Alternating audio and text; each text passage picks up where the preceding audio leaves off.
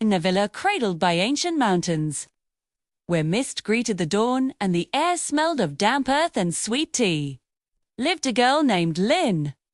Autumn had painted the hills in shades of amber, crimson, and gold. It was a season of abundance, a time when the earth offered its most generous gifts.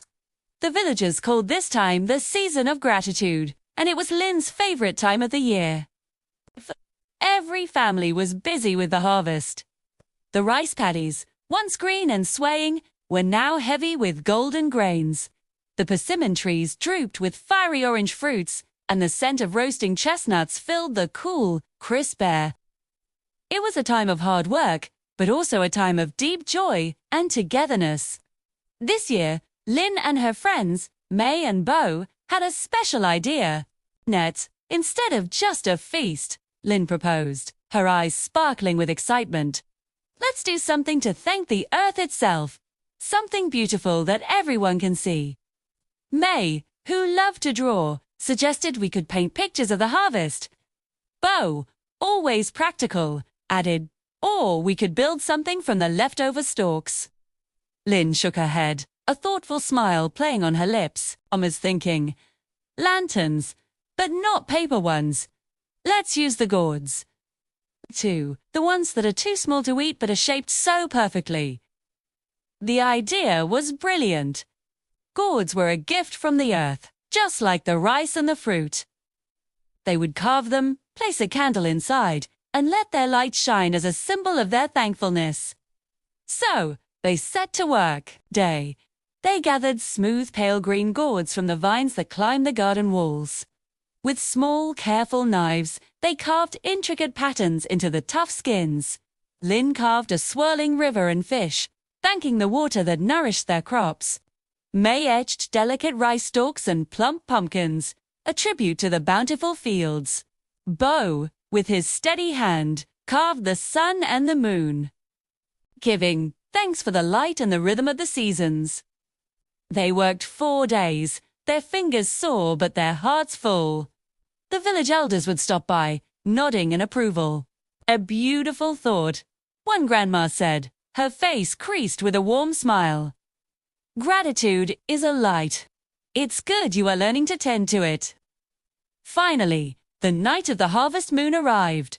The sky was a vast, dark velvet cloth sprinkled with diamond-like stars. The villagers gathered in the main square, their tables laden with mooncakes, steamed taro, and pomelos. Lynn, May, and Bo brought out their creations. They had made dozens of gourd lanterns, each one a unique masterpiece. They lit the small candles inside, and a warm, gentle glow filled the square. The carved patterns danced on the ground, creating a magical tapestry of light and shadow. The villagers gasped in delight. The lanterns were more beautiful than they could have imagined. They were like little captured stars, each holding a prayer of thanks. Their plan was to hang the lanterns on the branches of the great banyan tree in the center of the village, a symbol of their collective gratitude. As they started to lift the first lantern, however, a sudden, strong gust of wind swept down from the mountains. It howled through the village, rattling windows and rustling leaves. "Oh no!" cried May, as her rice stalk lantern was torn from her grasp. Another gust, even stronger this time, whipped through the square. One by one, the delicate gourd lanterns were lifted from their hands and tables, snatched by the wind. Lynn lunged for her river lantern, but it was too late. It floated away, a tiny beacon disappearing into the darkness. Panic and disappointment washed over them. Their beautiful tribute, their hard work, was being scattered and lost. But then, something incredible happened. As they watched in stunned silence, the lanterns didn't fall and extinguish. Caught by the wind's current, they began to drift, not up into the sky, but out across the valley.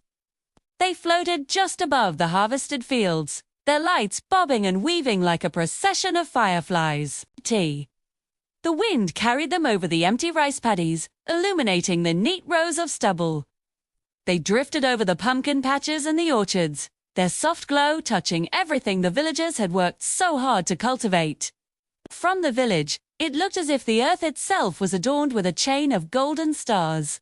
A river of light flowing through the darkness. The sight was breathtaking, far more beautiful and grand than their simple plan of hanging them on a single tree.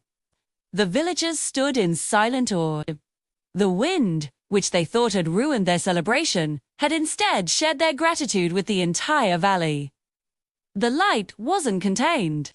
It was spread far and wide, touching every corner of the land they cherished. Lynn stood between her friends, her heart swelling with a new understanding.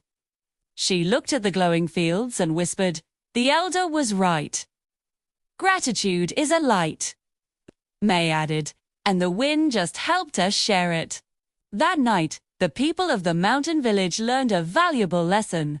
They learned that sometimes, when you offer thanks with a true and open heart, its light can travel much farther than you ever expect, carried on unseen currents to brighten places you never thought it could reach. Their small act of gratitude had turned the entire valley into a lantern, a shining testament to the bounty of the earth and the power of a thankful spirit. Thank you so much for joining us for this story. If you enjoyed it, please consider liking this video and subscribing to our channel for more tailies from around the world. We'll see you next time.